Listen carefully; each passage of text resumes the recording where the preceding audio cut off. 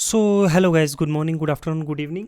तो previous video में हम लोगों ने आर्टिकल 19 के बारे में डिस्कस किया था और आज हम लोग जो है आर्टिकल 20 जो इंडियन कॉन्स्टिट्यूशन का वो क्या कहता है उसके बारे में डिस्कशन करेंगे।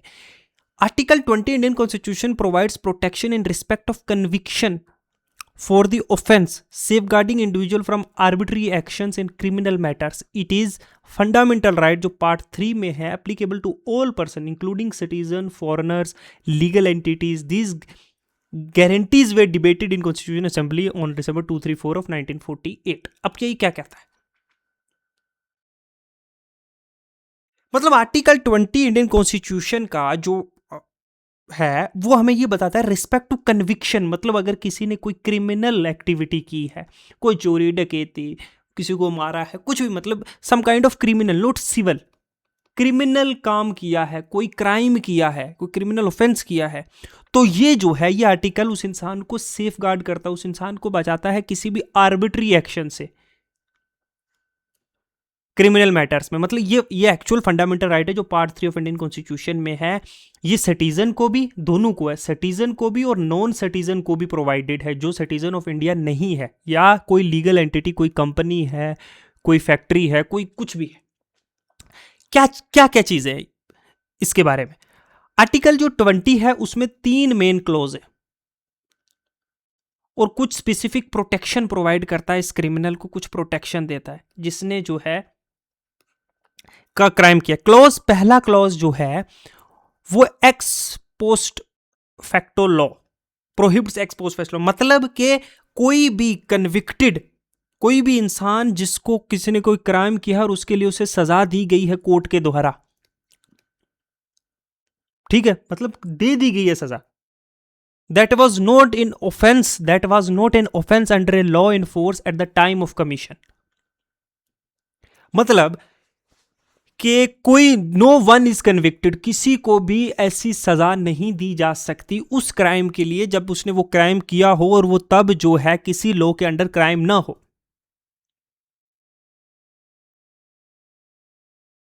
ठीक है।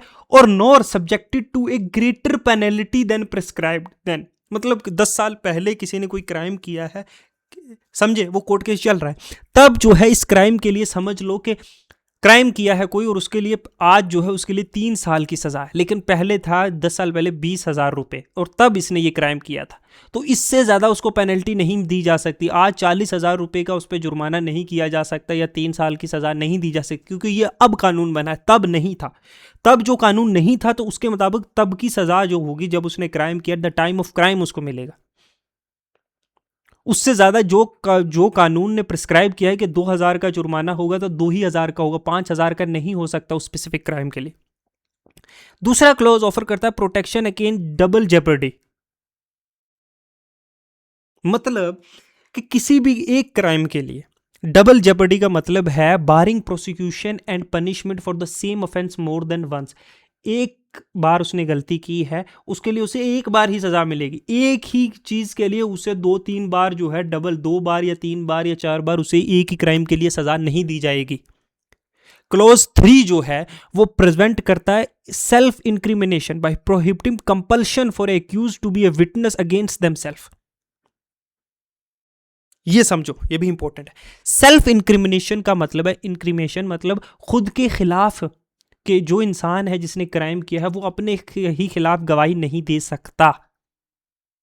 एक्यूज्ड, ठीक है, कंपल्शन, मजबूर नहीं किया जा सकता एक्यूज्ड को, जिसके ऊपर जो है मतलब जिसके ऊपर जो है इल्जाम लगा है कि वो अपने ही खिलाफ विटनेस बने, अपने ही खिलाफ गवाही दे। तो ये 3 चीजें इंपॉर्टेंट है जो आर्टिकल 20 में किसी भी क्रिमिनल को जो है जिसने क्राइम कमिट किया है, किसी वो कन्विक्ट के लिए ये प्रोटेक्शंस दी गई हैं, ठीक है। अब स्कोप एंड दीज प्रोटेक्शन देखो, स्कोप एंड अगर इसकी लिमिटेशन देखें किसकी, आर्टिकल 20 की, तो ये अप्लाई होता है ओनली क्रिमिनल प्रोसीडिंग में, क्रिमिनल कामों में, क्राइम जहां है, not civil cases. Civil cases मतलब डिवोर्स है, जैसे मैरिजेस का है इशू है, इस तरह के केसेस में जो है या नहीं है, ये सिर्फ क्रिमिनल है, ठीक है। और इन्वेस्टिगेशन बिफोर फॉर्मल एक्यूजिशन, ना ही सिविल केसेस में और ना ही इन्वेस्टिगेशन के दौरान बिना किसी फॉर्मल एक्यूजिशन के उसके ऊपर कोई इल्जाम लगने से पहले। फॉर इंस्टेंट आर्टिकल जो 20 है, सब जो क्लॉज 1 है, does not extend to trial और प्रोसिक्यूशन। ये क्लॉज 1 समझे। ओनली कन्विक्शन एंड पनिशमेंट, जो क्लॉज 1 है, मतलब जब उसे कन्विक्ट किया जा चुका है, मतलब कि उसे जिसने वो सजा की है उसके लिए वो क्राइम हो चुका है, उसे माना जा चुका है, उस इल्जाम को जो एक्यूज्ड था कि इसने ये क्राइम किया है, या जब पनिशमेंट दी गई है तभी हो सकता है, ट्रायल के दौरान नहीं होता। ठीक है। एज क्लैरिफाइड इन मोहनलाल जो है वर्सेस स्टेट ऑफ राजस्थान है, रेट्रोस्पेक्टिव जो सिविल लॉज या beneficial reduction in penalties remain permissible. बाकी सिविल केसेस में ये चीजें हो सकती हैं कि आपको जो है क्या आपके ऊपर जो जुर्माना है या पेनल्टी है उसको इंक्रीज डिक्रीज किया जा सकता है, बट क्रिमिनल केसेस में नहीं। समझे। वही होगा जो प्रिस्क्राइब्ड बाय लॉ होगा, जो एक्ट ऑफ पार्लियामेंट के थ्रू होगा, यही सब कुछ होगा। तो आर्टिकल 20 जो है, आर्टिकल जो है वो 20 जो है वो क्या है, वो किन के बारे में है, वो बचाती है क्रिमिनल्स के बारे में। क्रिमिनल लॉज याद रखना, क्रिमिनल केसेस में पहली चीज ये याद रखना, क्रिमिनल है, सिविल केसेस में नहीं होता है। ठीक है। दूसरी बात, ये जो है for the protection of criminal, protection है क्रिमिनल्स की, कि रेट्रोस्पेक्ट जो है, रेट्रोस्पेक्ट लॉज नहीं हो सकते जो तब कानून था ही नहीं। मतलब जब उसने क्राइम किया तब वो कानून नहीं था, लेकिन उसके 5 साल बाद ये कानून आ चुका है अब, और ये प्रोसिक्यूट अब हो रहा है पिछले क्राइम के लिए, तो तब जो कानून होगा उसके तहत ही इसे प्रोसिक्यूट किया जाएगा। ये बात याद रखनी है। उसे जो है एक्यूज्ड जो है, उसे जो है सेल्फ इंक्रीमेशन, मतलब सेल्फ इंक्रीमेशन मतलब खुद को ही विटनेस जो है अपने खिलाफ जो है वो नहीं हो सकता। ये बात भी याद रखनी, ये इंपॉर्टेंट चीजें हैं। ठीक है। ये हो गया। डबल जेपर्डी नहीं हो सकती। डबल जेपर्डी समझते हो,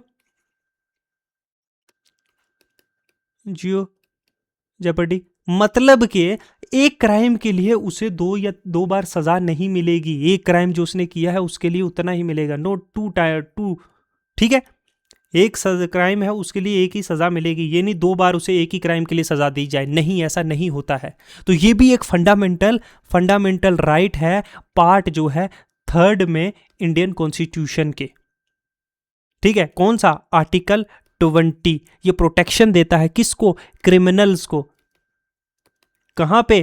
क्रिमिनल लॉज में, सिविल में नहीं। सिविल में ये चीज हो सकती है, सिविल लॉज में ये एप्लीकेबल नहीं है। आर्टिकल 20 क्रिमिनल लॉज में है, क्रिमिनल ऑफेंसेस में है। ठीक है। तो ये था आर्टिकल 20 इंडियन कॉन्स्टिट्यूशन का, जो आज हमने डिटेल वाइज डिस्कस किया। तो आज के लिए इतना रखते हैं। Thank you. नेक्स्ट मिलते हैं आर्टिकल 21 के साथ। Good bye.